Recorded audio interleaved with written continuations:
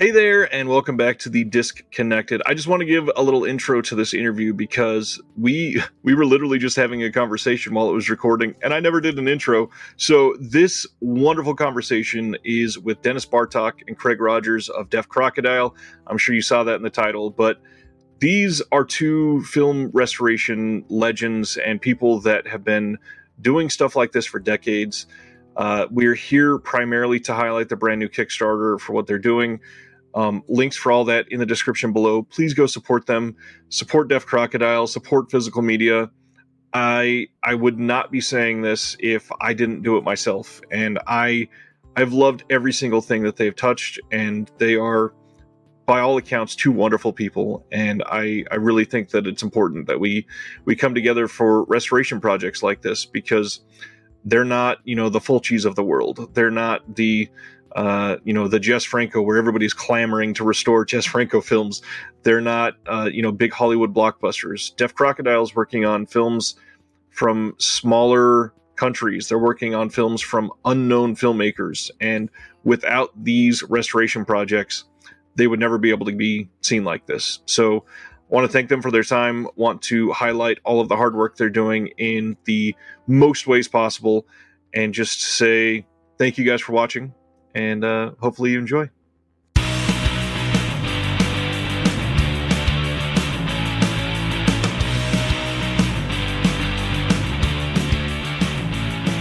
We're very excited today, not only because it's July 4th and in theory we're on holiday, but we literally just received the final signed agreement for a film we have been pursuing for years and years and years. Yeah, I tweeted about, my God, we finally signed something we've been after for years last week. But we had signed it, but then again, we heard nothing. They didn't respond back and sign their end. Oh, Jesus. I can't even just begin to describe the ins and outs. We had years ago gotten in touch with the filmmaker. It's an animated feature, in a kind of deranged Don Bluth style, but really far out there, like Plague Dog's Watership Down. It's kind of nice, like in that vein. Never officially released in the U.S., and it's based on a series of books that were bestsellers in Europe at the time, but now the writer is kind of persona non grata because he came out as very right-wing neo-fascist. So they kind of tried to talk us out of it. At least three times. They were like, "Are you sure you want this, right?" We're like, yeah, but he didn't make the movie, and the movie has nothing about that in it. So right. It's kind of like an R-rated kids movie, but it's got all sorts of really weird, graphic, haunting stuff in it. It is like an R-rated Don Bluth movie. It's like, imagine like secretive Nim with really dark, disturbing stuff. Yeah. The content is R-rated, and the animation, it really looks like almost exactly like the artwork from like Rescuers Down Under or something. Like, that sounds amazing. It is really amazing. And so every time we would get into negotiations with somebody at the studio, the overseas rights holder, they would literally then go on paternity leave for 6 months, or we would get 3 responses and then nothing, and then we would get an email from somebody else saying, "Oh yeah, they left the company." Of course, and it's almost like did dealing with us either drive everyone away, and then they literally tried to talk us out of licensing the film. They're like, "Are you really sure you want to put this out?" And we're offering to restore the movie, and I think it's almost like they wanted to kind of bury it the way that Paramount for years didn't want to hear about William Castle's Shanks or Sam Fuller's White Dog. Both of which are wonderful films. And apparently it could be apocryphal, it could be an urban legend, but one of the executives at Paramount apparently had a sign on his wall when people entered his office that says, "Whatever you do, never ever ask me about White Dog." I believe it, man. That's wild. Yeah. Well, we've said it before, but I think a lot of the projects we've gotten are because we're really persistent and patient. Right. Because this one clearly could have just gone away. Like they would have been so they happy. had no interest in They would doing have been it. so They would have happy been so happy. not to ever receive another email. No, this really is one where we just wore them down. We just kept at it, just very patient, but kind of insistent over the course of months, which turned into years. And then finally, I think they just threw their hands up and they said it's easier to take their money and just let them restore the film and put it out, and then we won't have to hear from them ever again. That's awesome. I'm glad you guys are doing it. And obviously, animation has been tied to you guys now with a couple of the things that you've done. Where did that love come from you guys? Because a lot of boutiques don't touch stuff like that. And I'm astonished and so glad that you do, because I adore it. Craig loves it. It's just more interesting to work on. I mean, cleanup can be pretty tedious. Right. But cleaning up animation, even though it's kind of more work, it's a little more interesting and fascinating to see. Yeah. You can literally see how this was put together. I don't know if I mentioned it the last time we spoke, but it was it Son of the Stars where I sent you those frames where a fly had landed on the cell, and so when they photographed it, they typically will photograph each cell twice. So I had 2 frames with a housefly because it had landed on the cell when they photographed it. That's fantastic. Amazing. I think the first one that you worked on was Belladonna of Sadness, right? Yeah. So we were back. That was the first feature we Cinelicious released. The first thing that Paul gave me at Cinelicious, I think it was like the first day I was there. He's like, "Here, work on this." Was a Christmas short. I think it was called Fanny's Christmas. I'm blanking on who the filmmaker was, but they've gone on to greater things. This was like some early short that they had done. Right. So that was the first thing. But then the first feature was for sure Belladonna of Sadness. Interesting. And that Belladonna restoration is astonishing. That thing looks gorgeous. I mean, it also helps what we started with. So right, we had the original negative, and for most of it, and the paintings are just gorgeous. So it's hard to go wrong. I am stoked to see more animation from you, though. Well, then you're going to be very happy. The ironic thing is that we're putting out the only other animated feature that we've come across done in a similar style to Belladonna, which is Josef Gemes's Heroic Times, the Hungarian medieval animated feature, which uses a similar technique of gorgeous paintings, still paintings that the camera will pan across or slowly zoom into with actual animation. I think they take it a step further, though, because Belladonna panned over paintings, but when there was animation, it was traditional animation. Right. Whereas Heroic Times pans over paintings, but when it becomes animated, it still looks like a painting. Right. Like it's like they took it to the next level. Yeah. So much work. I can't imagine. As far as we know, well, Gemesh, passed away years ago. But in our research, I don't think we've come across any crossover that the makers of Heroic Times were aware of Belladonna. That's not to say they weren't.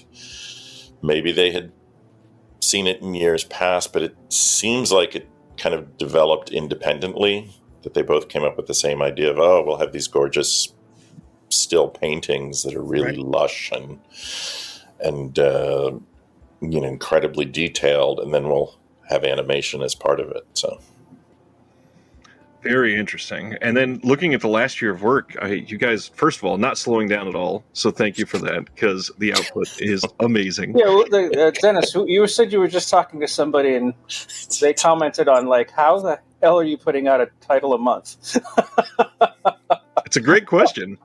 It's not easy.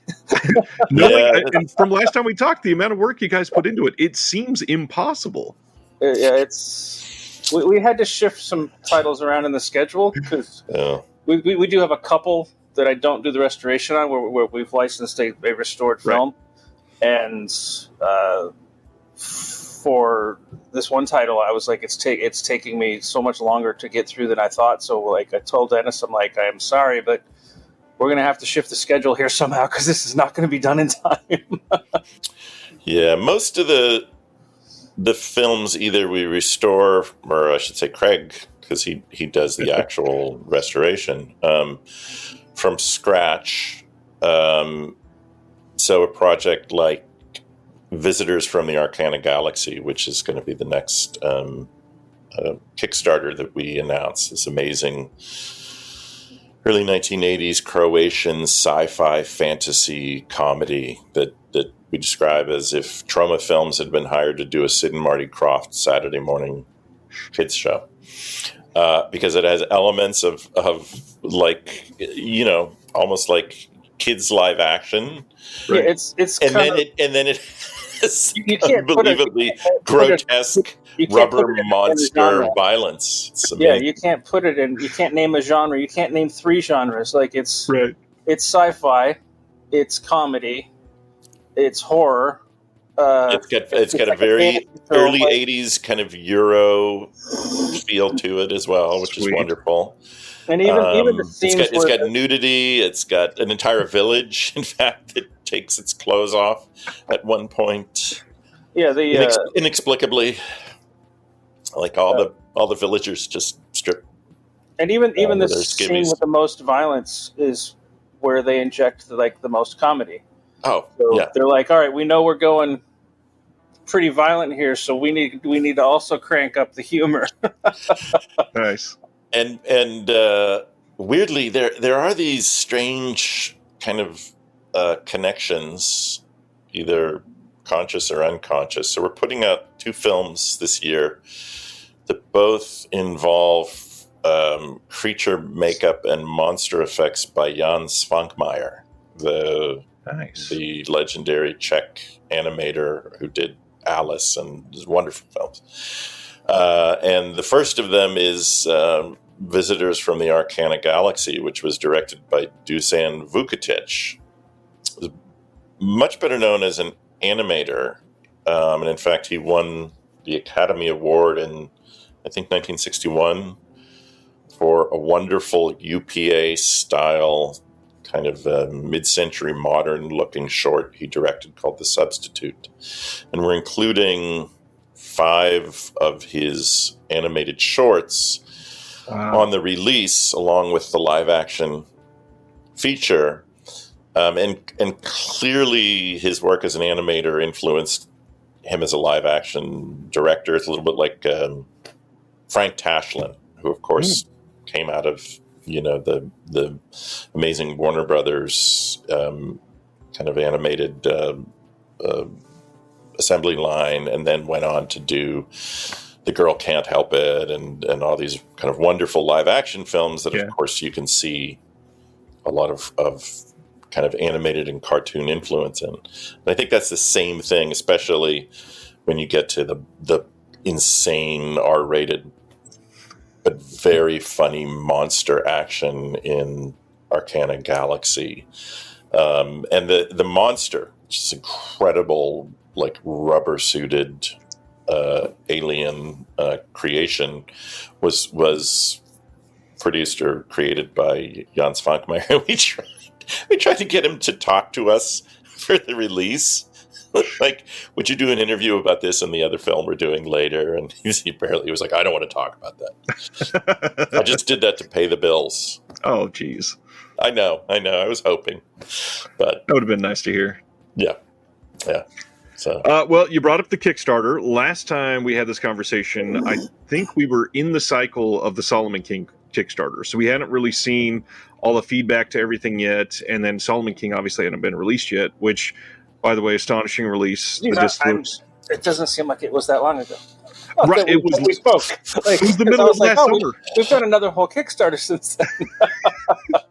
And we got to talk about that one too, because it is, we're at the time of fulfillment, and you've had everything from beginning to start now, from beginning to end on 2 different Kickstarters, and you're launching a third. So obviously, this is a necessary thing. How's everybody responded to it in your eyes?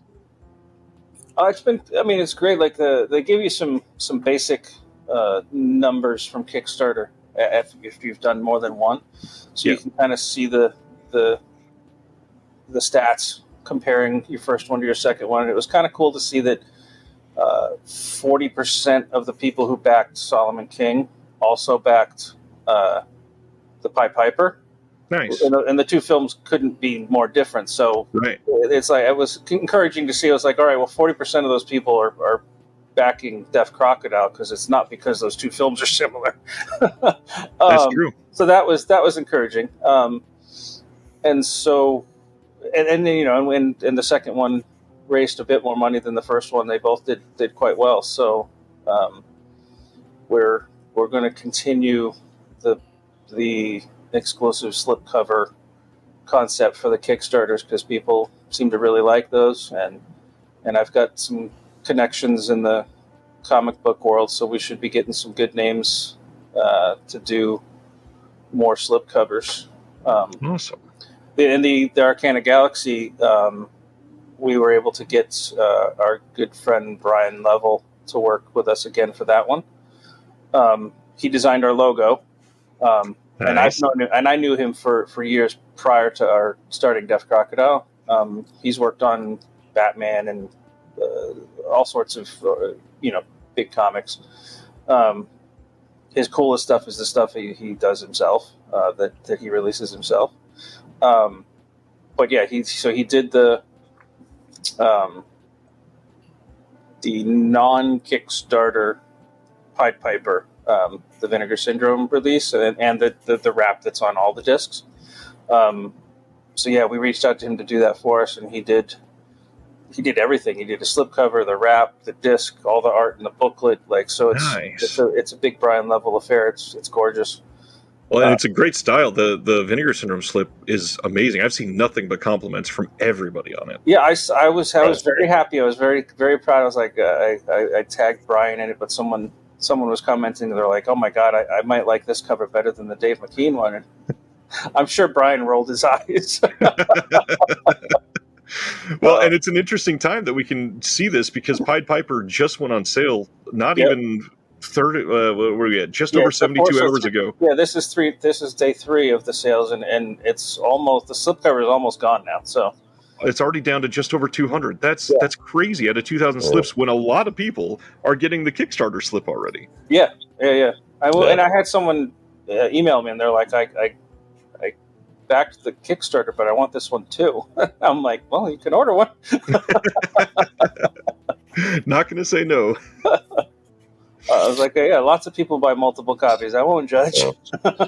Well, and the other gratifying thing is that Yuri Barta, who directed and animated the Pied Piper, was very concerned about how the film would look after the restoration was finished, and in particular the color grade, because he said that the previous releases for it on home video had looked far too blue, I think was his comment. No, the other way. The golden stuff looks too bright gold. Like, right. It's supposed to have a cooler look to it. Right. Which I just went with. I mean, I had the scan, so I saw what the materials look like, and so that's what I went with, because I didn't really have other than that clip, that the thing that's up on YouTube. So I went with what I wanted the wood to look like wood, and kind of when that does, the rest fell into place where it's like, all right, it's pretty cool. Right. And so yeah, we sent him the trailer and some clips and stills, and he was very happy. He said it was weirdly, he said it was the first time he's seen it looking the way it's supposed to look, which made me feel real good, but made me feel bad for him. I'm like, it's been 40 years and it's never looked right. I'm like, I'm sorry. Well, and that's the thing with the technological advancements with restorations. I'm sure there's stuff that's going to look different than it's ever looked before with some of these people touching it. Yeah, and there's an amazing making of feature on the disc that they shot. I suspect it was possibly German TV that was doing a making of, but seeing them actually how they made the buildings, and it's just like I was saying about even traditional animation, how just handmade, how completely analog it is. They had a hot plate, and they had knives sitting on the hot plate getting them hot, and then they would go over and just carve the styrofoam with a hot knife to make these incredible set pieces for the film. It was just like it's so completely handmade. It's amazing. That's astonishing, and that's the kind of thing I love. And most of the films that you guys have put out, it has something about that sort of like ambitious style attached to it. Everything seems to have this feeling of grandeur and just impressive quality. I love your catalog. It's just been an amazing year for you. Thank you. We just, I think once we kind of get into the groove, like, okay, what's coming up in 3 months, in 5 months, in 8 months. Interestingly, it is a little bit similar to what I did for many years in film programming when I worked for the American Cinematheque, because I kind of talk about doing events like you're playing multiple games of chess. There's the game of chess that is tonight, like what is tonight's event? Then there's next week, then there's next month, there's 3 months, there's 6 months, there's a year from now, and you have to continually keep your eye on each of those chess games and make sure you're moving the pieces forward a bit, so that right now, of course, the immediate focus is we have to deliver artwork and an essay and commentaries for our upcoming releases in the fall, early winter, because of your advanced lead time. But now we're already thinking, okay, what's coming out in January and March of 2024, what's going to come out in late spring, early summer. So you're also thinking 10 to 12 months down the road. So, but once you keep it fresh. Yeah, because there's so much amazing stuff out there. It's like I'm a huge music fan, as you can probably tell from the wall of records. Yeah, so I've been collecting records since I was like 15. And it still amazes me that you just scratch the surface of all of the amazing styles of music. And in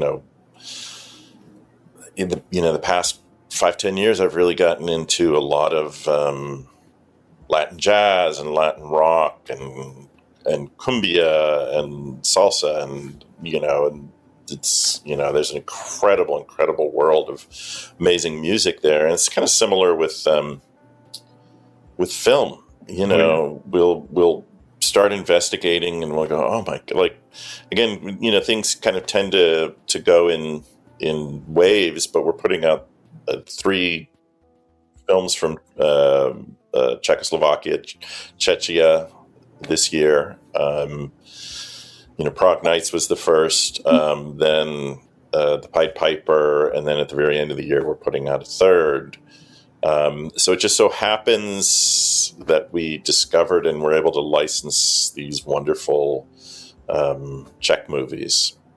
And, there is a kind of through line in terms of the types of things we go after. So that sort of art house kind of genre overlap, is something that really appeals to us. We do love animation. We have put out a number of Indian and Southeast Asian kind of contemporary independent films. We really love what's happening there. Put out both films by a wonderful young filmmaker named Achal Mishra, The Village House and Dewi. No, we haven't released any of those on physical media yet, but that's not to say we won't. We're hoping at some point that we'll be able to put out either individual releases or maybe a box set of kind of contemporary. I can't wait to see what Achal does next. Yeah. I adore his work. Yeah. And we did put out all 4 features by one of our favorite contemporary filmmakers, Shahram Mokri, the Iranian director who did Fish and Cat and Careless Crime. And so we're, so glad that we've been able to work with Shahram and introduce his films here. The box set that we put out was kind of a big leap of faith. It's first and to date the only box set that we've done, and it really grew out of we watched Careless Crime and we were so impressed by it that both of us were just blown away, and we're like, what else did he? And then we decided to kind of corner the market on Shahram Mokri movies. We're like, all right, we're going to license all 4 of the films, his entire out. And it wasn't. He's Iranian, and most of the materials were still in Iran, so getting those. So that was really difficult. Was very difficult. That was so hard. And unfortunately, there were a handful of short films he had done before he had done his first feature, and we tried so hard to get them, and there was just no way of getting them. Even Shahram, he's like, I can't. He's like, I can't get my hands on them. Like, so. That was a bummer, but we were really glad we were able to get the 4. He's done the 4 features, and we got all 4 features. So. That box set was on sale like crazy this week for super cheap, and because of what I do, I have some people ask like, "Is this worth it?" And the only thing I could say is one of the films is a masterpiece, one of the films is a near masterpiece, and the other 2 are at least great. This should be a no-brainer for everybody. Yeah, when I saw the price, I actually was like, "Is this?" I actually sent a message. I'm like, "Is this a mistake? Like that's below cost. Like, what are you doing?" We're just so happy that people have been able to discover. I mean, we love Careless Crime. We love Fish and Cat. Invasion is one of those movies that I think you need to watch like 3 or 4 times because it's so dense and labyrinthine. Yeah. And Shahram has said that over the years, that's the one he gets the most like feedback on. Like that's the interesting. Like the hardcore fans of his gravitate to Invasion because you really have to work, and in a sense, like Tarkovsky's movies, where I think they really reward multiple viewings. Oh yeah, like Invasion is one of those movies where like you need to watch it multiple times to really start to kind of understand the structure and the flow of the film. It's a really challenging movie. So I'm really glad that we were able to.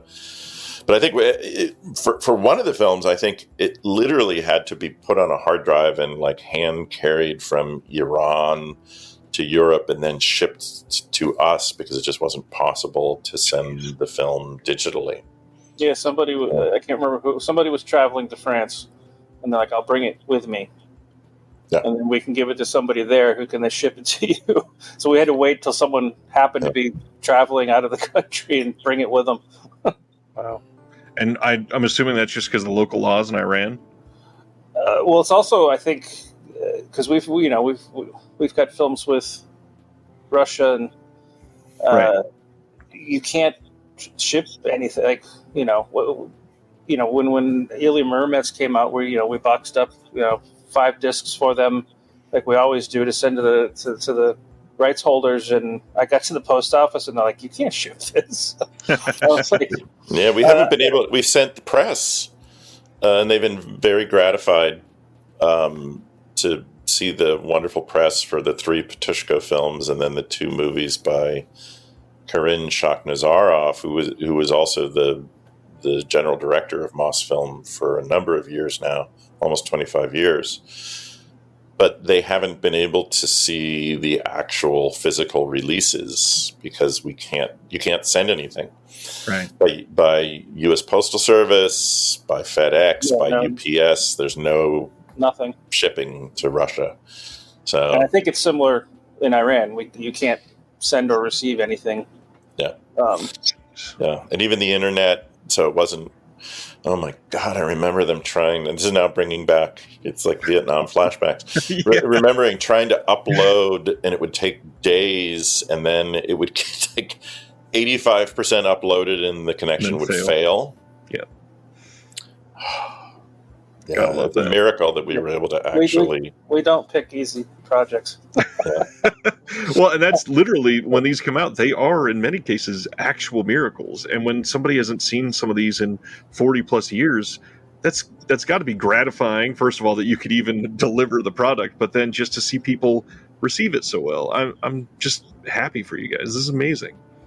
It is encouraging that we've picked the niche of amazing films you've never heard of, which doesn't help selling things. Every single purchase, because people talk about a blind buy.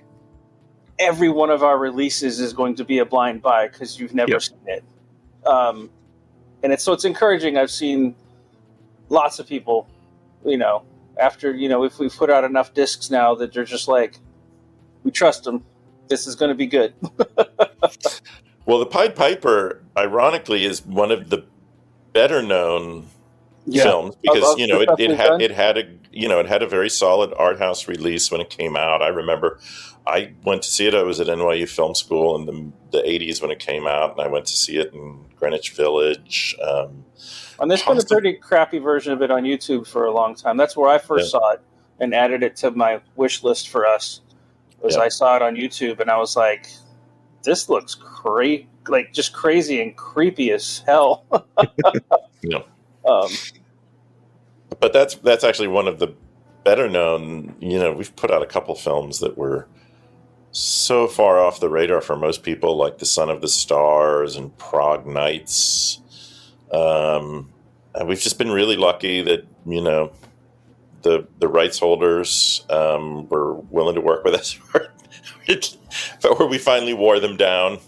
They're like, yeah, we just don't want to get any more emails from these 2 crazy guys in LA. Like, we don't understand why are they yes to shut them up. Yeah. Well, there's a film that's coming out early next year. This incredible folk horror movie. It is mentioned very briefly in Kayla Janice's wonderful documentary, Woodlands Dark and Days Bewitched, History of Folk Horror, which I think is one of the only mentions of it kind of in popular media over the past few decades. But it's a movie that I had heard about literally 30 years ago. I think it was my friend Robert Skotak, who is a legendary visual effects artist who won Oscars for Aliens and Terminator 2, Judgment Day, and he did Coppola's Dracula and incredible films. And he gave a video interview about Alexander Patushko and the history of Soviet fantastica, fantasy, sci-fi, and horror filmmaking for our recent release of The Tale of Tsar Sultan. But he had mentioned this movie to me 3 decades ago, and it kind of stuck in the back of my brain. There's like a little Post-it note there with like either really obscure / lost movies that I need to look into and track down someday. And finally, I think it was 5 years ago, we actively started pursuing the film, and so many things intervened, including the terrible war in Ukraine. but somehow through sheer persistence and miracles, we were able to close a deal, receive the materials, and we'll be restoring the full director's cut of the film and releasing it early next year. So, Wow. And it's great.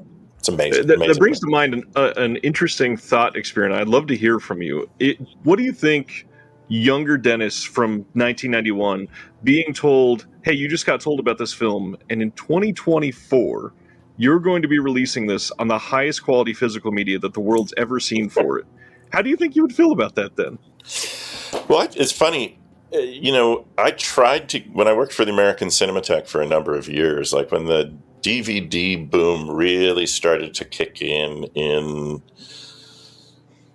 I would say like the mid to late 90s, when there were a lot of specialty labels that were popping up and they were putting out all sorts of fascinating stuff, and Image, some of these Anchor Bay, kind of some of these pioneer DVD labels that were able to put out some incredible movies.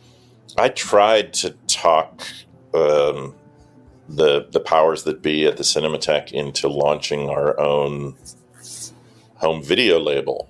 I was like, look, wow. We do all the work. I spend years tracking these movies down and flying in the only known 35 millimeter print, and we show it one time, and then we fly it back at great expense, where it just goes into, the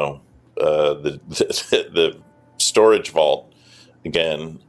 I was like, why don't we launch our own DVD label? And they just wouldn't go there. It was really a shame, because there was this incredible window of opportunity. And then subsequently, a lot of the films that we had been kind of promoting and showcasing, like movies by Kinji Fukasaku, who was a dear friend of mine, started coming out on these labels. Of course. And they kind of missed that window. So in a way, it's great that we're able to do this, on Blu-ray, and Blu-ray is a pretty amazing medium, because I come from an exhibition background, and while it is not as high res as DCP, you can project in a theater off of a Blu-ray in an emergency, and it looks really good. I actually experienced that just a few months ago. They got sent something from somebody. They went to project it, and the digital was out of sync, and it was going to ruin the entire thing. And somebody happened to live half a mile away and said, "Well, I got it on Blu-ray. Will that work?" And I said, "Well, we'll try it." And it was pristine. It was perfect. Yeah, you're looking at almost, or in the case of, I guess, 4K UHD, you're pretty much looking at 35 millimeter resolution. Yeah. And as a consumer format, that's pretty amazing. The best digital theaters are 4K, and a UHD disc is essentially 4K. So you're looking at 35 millimeter resolution with the 4K disc, that is pretty mind blowing. It also underscores why it is great to collect physical media, because we know how these license deals are worked out. You typically license a film anywhere from 5 to 10 years for a limited territory.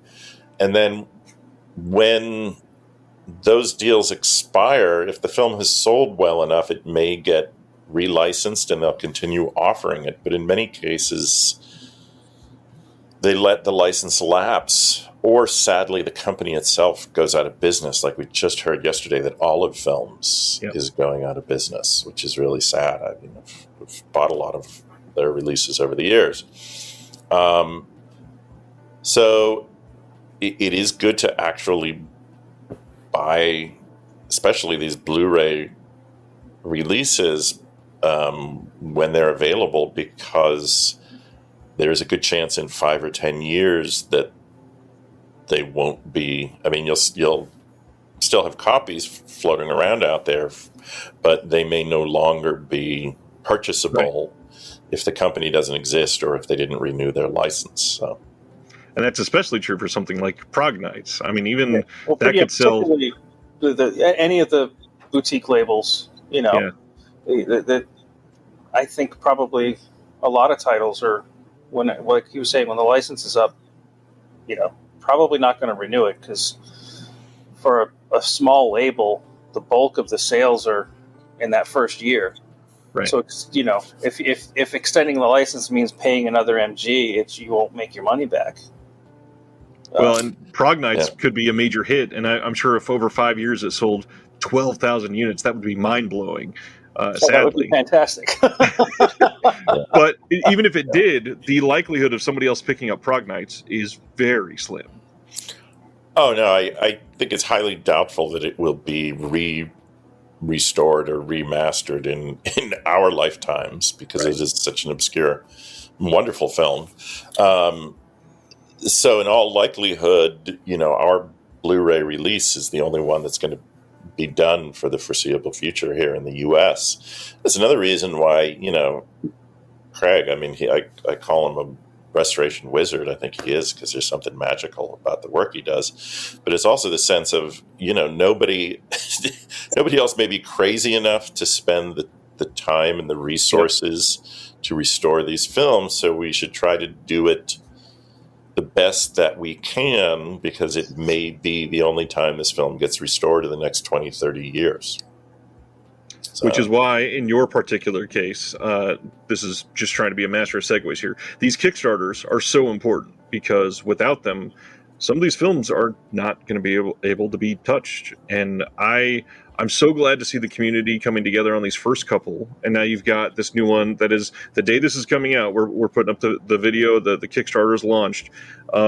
What do you really want to sell people on this movie? Because when you first teased it, I've looked some stuff up, and oh man, I'm excited for this third one.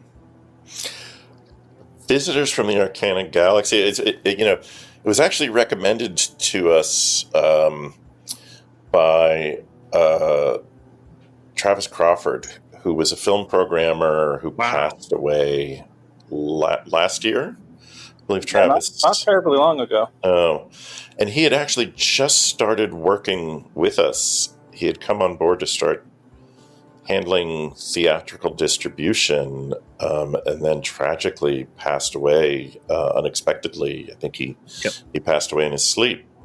And I had known Travis kind of on and off for a number of years, going back to his time with the Philadelphia Film Festival. So I knew him as through the programming community when I worked at the American Cinematheque in the late 90s and early 2000s, and we would share information about print sources and, hey, where did you find this Argento film, or I'm looking for this, Fulci movie, or ...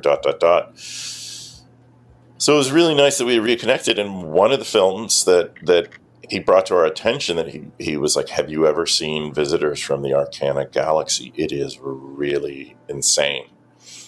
And we looked at kind of a very doopy, unsubtitled bootleg version of it, and thought, wow, this is amazing. It's a shame, because of course Travis was so excited that when we told him, because I think he was still alive, he knew that we were licensing the film, but it would take a while to scan from the film materials, and this was a difficult project. I mean, Craig can talk a little bit more about why this was so difficult, but he was really excited, and he wanted to write the essay for the booklet and really be involved. And of course, then he passed away very suddenly. But I have to credit him for bringing this one to our attention. But Craig, maybe you can talk about why Arcana Galaxy was so challenging as a restoration. Lots of reasons. As far as we know, the negative must be gone, because the only elements that they said they had available to scan were an IP or an IN. So they scanned the IP for us. The scans were quite dark. like really dark. So I don't know if the IP was just really dense or what, but so there was the color grade was a challenge. The audio was at a different frame rate than the picture because it was from a different element. So we hired audio mechanics to fix that and make sure everything was in sync. Which there's still a section. I'm pretty sure they must have just looped towards the big action sequence where things don't seem to be quite in sync. Because I'm pretty sure they just did the dialogue after the fact. But and then also there's lots of day for night. There's continuity. It doesn't exist. There are scenes where it starts off at night, and then it's high noon, and then it's sunset, and then it's night again, and so it's trying to balance the color grade versus like what it's supposed to be versus what they shot. Like, I don't want to go too far, like correcting mistakes, because like historically, like he clearly shot that in the middle of the day, and it's supposed to be night. Right. Like it's and then the audio itself was really scratchy and hissy and full of clicks and ticks, and so yeah, the last several films I used to just handle picture restoration, and color grade and audio were farmed out, but due to time and budgetary, I'm like, yeah, all right, I'll do it. And I have to say, it's taking me longer than probably if we had farmed it out, but I've been pretty happy with the results. So it's that's been encouraging, or makes me feel good that I'm like, oh wow, like that sounds a lot better now. And the visuals are just so strange and striking, like the 3 gold-skinned aliens that the lead character kind of they emerge from his imagination She's his clearly picture. Inspired by the robot from Metropolis. Yeah, the Machine and Mensch and Metropolis. Nice. And then the 2 kids look like they come out of Village of the Damned. Yeah, I'm going to say Children of the Damned, Village of the Damned. Children of the Damned from the 60s. I love that this sounds like a fever dream completely. Well, it is, but it's very meta. It's very meta because that's what the plot of the film is. Right. That there's this unsuccessful sci-fi writer who lives in this seaside Croatian village, and his girlfriend wants him to kind of get serious with his life, and so that they can settle down and kind of get a real job. And he wants to keep pursuing these sci-fi fantasies, and then literally the characters from his fantasies emerge into the real world and cause utter chaos. So there is overall the like when I was growing up, there was a few live action Disney films, like was it Escape to Witch Mountain, and films like that. They I know as a kid they had this vibe to them that was somewhat unsettling, but at the same time they're not super serious either, and this film really has that vibe. I feel like these were like the 70s, 80s live action Disney. Yeah, it feels like one of those films, but they decided to go. We're going to go full a little more R-rated. Yeah, we're going to go full R-rated. There's some nudity, and then there's some, again, kind of trauma style, gonzo over the top, ultra violence. There's some very comedic decapitations that happen at one point with the Moo Moo monster and spouting green smoke and monster. It's insanity. I would say of the films we've done so far, like if you're going to stamp the word fun on one of them, this is the one. Yeah.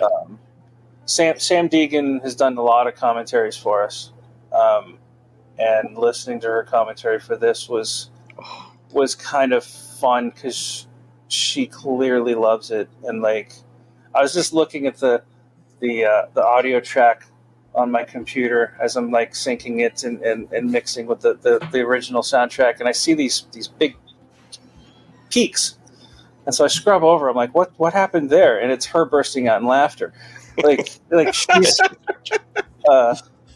was having a really fun time watching it, and it's really a fun movie.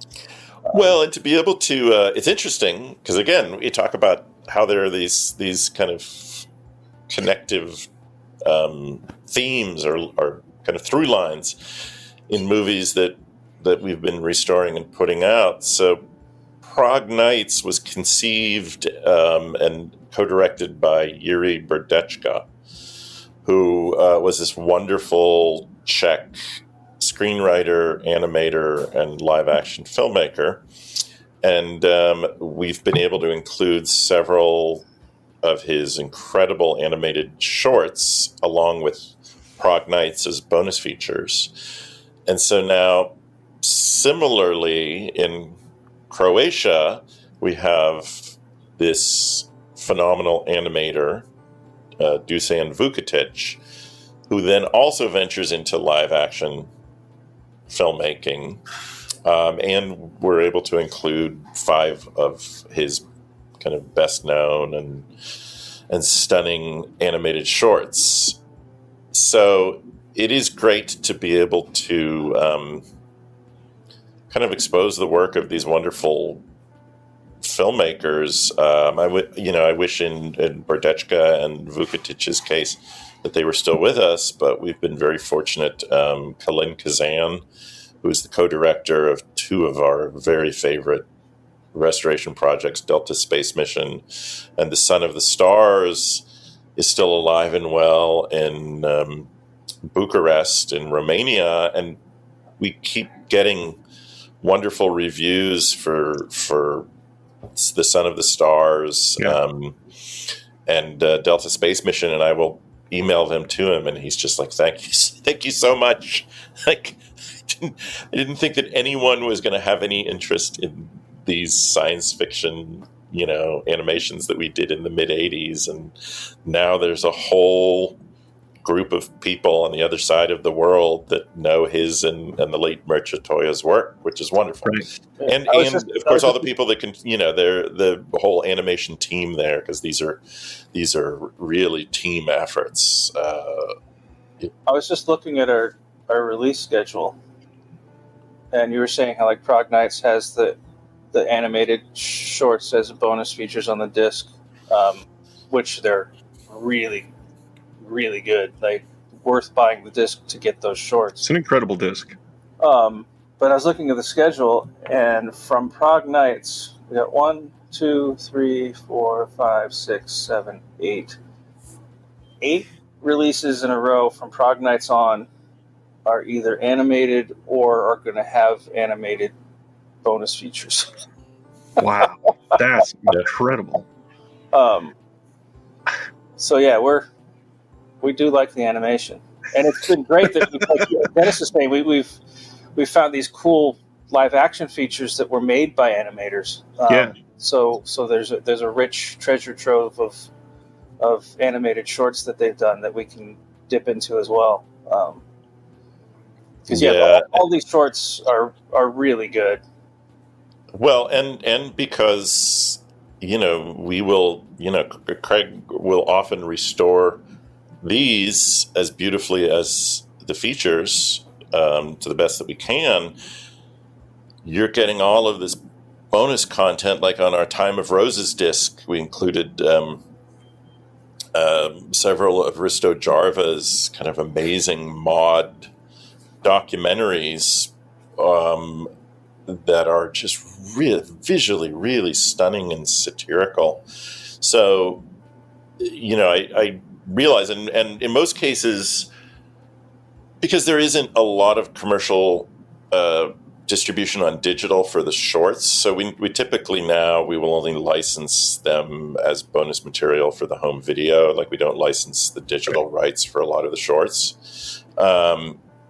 So that's another reason for people to buy these Blu-rays while they're available, because now you're going to get. So it's an interesting parallel to the resurgence of interest in CDs, because one of the great things about CDs is you would get these reissues with bonus 4, 8, 12 bonus tracks, unreleased tracks, Yep. right? That never got pressed on vinyl in any format. And I was like, this is the only physical media this has ever turned up in. So, like, people should be holding on to these. And so it's interesting that you're starting to see more. I'm seeing younger collectors who will, bump into at record stores or at flea markets or whatever, paying more attention to CDs as well. Because they're like, oh, there's a bunch of stuff that we can only get on the CD. Exactly. So it's the same thing with the Blu-rays. Like, there's a ton of stuff on our Blu-rays, on, of course, Shout Factory and Severin and Mondo Macabro and a lot of the other wonderful kind of art house and specialized labels out there that it's like, yeah, even if the films get re-released at some point, you may not get all this wonderful stuff on there. And we've seen many examples of that over the last couple of years. So this is a perfect reason. And one of the things, I'm sure both of you have heard this countless times, but by nature of what I talk about on my channel and all the announcements coming out, quite often I hear, well, does this mean the label's running out of films that they can put out? Or sure, we're getting a lot of releases this month, but pretty soon everybody's going to run out of films. And I always point to a couple of different labels, and you just mentioned, Mondo Macabro is one of them, Deaf Crocodile is one of them. The fact that some of these are able to mine brand new literal treasure troves that nobody in the world has seen. It's like, no, if you keep supporting the right areas, you're going to get unknown cinema for decades if we do this right. Well, you also have to be very patient. And again, as I said, you have to be willing to play those chess games for exactly a year, 3 years, 5 years. There are films that we are still pursuing now that these negotiations have been going on for literally years. We're waiting to see, and sometimes they happen and sometimes they don't. That for whatever reason, they'll either license to someone else or they'll just decide, no, we don't want to put it out.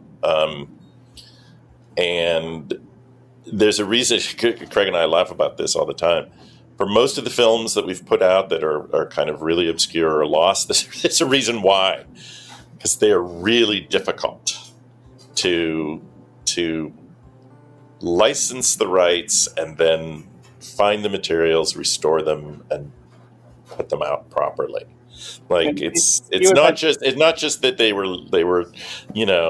like some enormous 50-carat diamond nugget that was just lying on the beach waiting right. for somebody to pick them up. It's like, no, you had to dig down a mile and like go through solid rock and molten lava to get to these movies. And weirdly, as with the film that literally we just closed a deal on today, this wonderful animated feature, the rights holders tried to talk us out repeatedly of paying them money to license the film. They literally were like, "We'll pay you money. You don't We'll restore your film, and we'll give you the restored master." And they were trying to talk us out of that. So they literally don't have to do a thing. We're paying them for the license. We're paying to scan the film, paying to restore it, and then we'll share the master. And they were still like, "Yeah, you really sure you want to do this?" and honestly, like bring it back to the Kickstarters. One of the only reasons that we even considered making an offer like that is because we're like, we know that film, we have to have a Kickstarter. Yep. Because to pay them the money, to pay for the scan, to pay for the audio transfer, we have to be able to recoup that money. And a Kickstarter's the quickest, and we can get the it's not just that we need to recoup the money because we'll obviously sell the disc when it comes out, but we're a small 2-person operation. We don't have big cash reserves, so Right. so being able to do those pre-sales and offer the exclusive slipcover on Kickstarter and get that cash infusion up front allows us to do it. Otherwise, we couldn't. A lot of these films, if we didn't have that, we'd probably just have to pass on them because we were like, we don't have that kind of cash up front. We just don't have it. We did actually. We had to pass before we started doing Kickstarters. There was a really wonderful 1930s black and white horror film that we had been looking into restoring, but was going to be so labor intensive and expensive and time consuming. And actually, we'd gone out there trying to find people to kind of help underwrite or co-fund the restoration, and just could not find anyone willing to put up the money. And we may revisit it now that we've done a couple Kickstarters and we know, all right, we can raise X amount of money. We might want to do that in the future. It's still going to be an incredibly difficult and challenging project. And because Craig is literally restoring these films frame by frame, yeah, we did in a many test cases, on that one. it's like, yeah, we did a test on that one, and we knew what we were given was the best quality version of this film in existence. yeah, And it still took me days to do like a 1-minute section because there's so much just surface damage and scratches, but it looked amazing. Like, I was very excited to do this project because I was like, no one will have ever seen this film like this before by a mile. oh yeah. The nitrate negative is long lost, disappeared in the 50s, and the materials were put together from like literally 4 other print sources from various archives, and it's still a film we would love to restore because Craig could make it look better than any other available version, and probably as good as it will ever look unless somebody discovers a pristine nitrate print in a vault somewhere in Scandinavia or Eastern Europe. Like the amazing story about rediscovering the Passion of Joan of Arc. Yeah, that a print had been requested by the head of a mental asylum to show to his patients, and they never sent it back. And the original negative was lost. They had reconstructed it from B-roll footage and outtakes. That version was kind of lost. And then after the Second World War, they'd cobbled together what they thought was the original version, but nobody really knew. And then they found this nitrate print, like in a broom closet at this asylum, and sent it to the film archive, who realized, oh my God, this is the one, the original version of one of the greatest silent films, greatest films ever made. I really do hope we get to go back to that one. Yeah. Oh, I say that, and then I think that one will take so long. Yeah, at some point when we realize we've got several months where I have absolutely nothing else to do. and that's the problem, because Craig, like I said, in many of these cases, he's restoring these films frame by frame. Arcana Galaxy turned out to be much more challenging and demanding a restoration than I think we originally thought, and so you kind of have to balance, like, if we want to keep putting out a film a month, and at some point we may actually go to 2 films a month or more. I mean, I'm amazed that. Hush up. Oh my God. When I see Severin putting out box sets, I mean, Right. Obviously they have Yeah, I don't know how staff big than we do. I don't know how big the staff is on some of these other companies, Yeah. but when I see that every month they're announcing like 5 movies and a massive like 10 film box set, I'm like, Arrow and Indicator how and all in these God's places. name are you doing this? My God, do you have like this amazing staff of like restoration Oompa Loompas behind the scenes that are like restoring all the movies in Willy Wonka's restoration factory? But if oh my God, there's a film that is now going to take months and months and months, it also means that like, hey, we're not going to be able to restore these other films, Right. or like, so that's the other challenge when it's going to be such a complicated and time consuming project. We're gonna have to sign a bunch of either newer films or already restored films. So we've got like a 6-month stretch of releases that I don't have to work on. We'll need a Kickstarter to clone Craig. But yeah, if we were able to do that other film, that would be. We actually, when we're scheduling movies, we talk about that. We're like, okay, this film is going to be really restoration intensive. We can't schedule one the next month that is also really restoration intensive because it's going to take a long time, and then Right. and then you're going to have to turn around and jump into another project. So can we there's put something in between that has already been restored or will only require minimal work to it? So there's a film Dennis teased that we were going to be putting out quite a while ago, and we've got a spreadsheet of our release schedule, and it keeps getting bumped down. It's on the schedule, but it's one of those that's going to take a while. So we need to figure out when we have that window to be able to dedicate the time to it. It's underway. It's an amazing mid-60s Japanese genre film, kind of a companion piece to one of the most famous Japanese genre films of that era, directed and written by the guy that co-wrote this other very, famous and acclaimed film. But vague enough for you?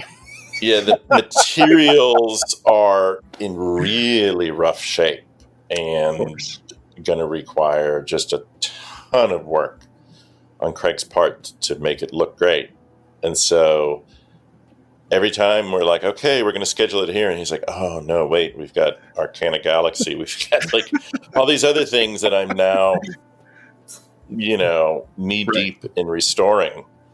So I'm excited for that one, though. it will be good. Just the footage I've looked at, I'm just like, this is the coolest goddamn movie ever. Yeah. I think I'm going to have to probably jump off and rejoin my family here on the July 4th holiday. So I hate to... We can count this as the end. I mean, you guys have gone through pretty much everything that I'd love to talk about. I feel like the three of us could talk about film restoration for hours and hours and hours. You guys are amazing. Other than what we've teased already, I really want to give a shout out again to Solomon King. I know a lot of people that watched the last one, we saw the lead into that release. The release is incredible. The disc is flawless, in my opinion. I loved everything about it, and I just thank you guys for doing what you do with all of these. We said before, and it's still true, as much as we love the film, the hours of interview with Belinda is what makes that disc a treasure. Yep. It really is. And Belinda has become a really dear friend, and it is so wonderful to hear from her about the reactions from family members, Sal's children, grandchildren, great nieces, great nephews that had heard about this movie for years and had never got a chance to see it apart from literally like a 30-second TV commercial. It was pretty much all that existed. The screening up in San Francisco was amazing. I bet. There was a lot of the family there. And so when it started and when Sal first pops up on screen, I heard a woman behind me just yell out. She's like, "That's my daddy!" That's amazing. And Yeah, and then then there's the overly long love scene, and she's like, "Oh my god, I do not need to see this." There's so that's many. A hilarious. lot of fun. Yeah, that project is so near and dear to our hearts because of all the films that we've kind of restored and put out through Deaf Crocodile, that's the one that is in a way the most miraculous. That we were able to find Belinda, that she had the original soundtrack elements in her closet, that we were able to find what, as far as we know, is the only existing complete print of the original version of the film. You know, it was badly faded and had a lot of wear and tear, but UCLA Film and TV Archive had preserved it, made it available to us through their incredible generosity, and now we have put a master digital copy of the fully restored film on deposit with UCLA. Belinda put the original soundtrack elements on deposit with them. They have the original print, so the film, should never be lost again. Is there a chance that the camera negative could pop up at some point? Yes, and that would be wonderful. That would be amazing. You could scan from that. As far as we know, it was lost or destroyed decades ago. Right. So the restoration that we've done, that Craig did frame by frame, as far as we know, that negative was being stored at CFI in Hollywood, and when they closed, all those materials went back to where they were supposed to go. But in this case, they probably didn't know where it was supposed to go. So the fear is that they didn't know, they had no contact. And so it probably got destroyed when they closed. Yeah, they sent the materials they had on hand to Belinda, which was the soundtrack elements. But the last we have seen of the camera negative was, I think, late 70s or maybe early 80s that it was checked out. And so and there was a family member who thought that it was lost or destroyed. So maybe that it could have been a release print of the film or something else, but as far as we know, it's gone.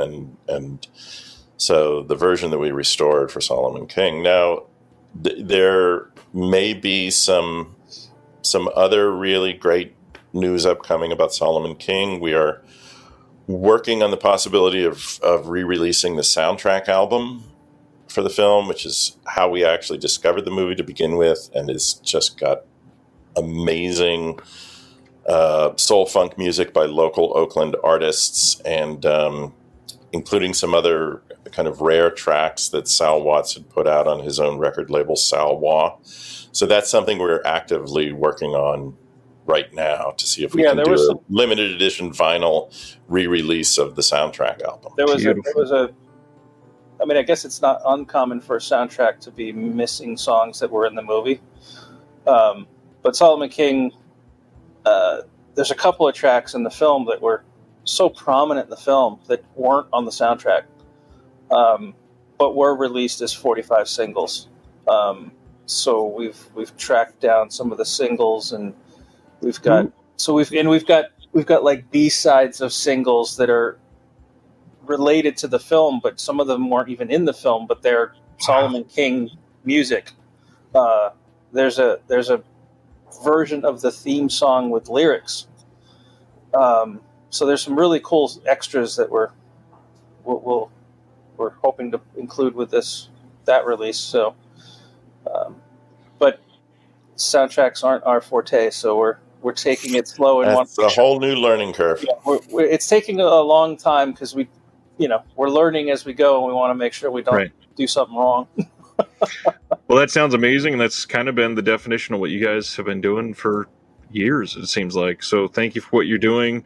Again, thank you for the catalog. Thank you for the hard work. And like I've said multiple times, please go support this Kickstarter. This is the type of important things that I always champion on this channel, and I appreciate you guys. If you love crazy 80s sci-fi fantasy comedies with massive decapitating moo monsters and gold-skinned aliens that literally pour coffee and cream out of their robotic fingertips, then this is the movie for you. I know about 5 or 6 people that just clicked purchase because of that sentence. It's Thank great. you, guys. Hopefully we'll talk again soon. Have a good holiday. Happy 4th. Thank you. Thank you for listening to the Disconnected Podcast. There's one big thing that you could do to help the show, and that is to leave a rating and review on the podcast service of your choice. Thank you.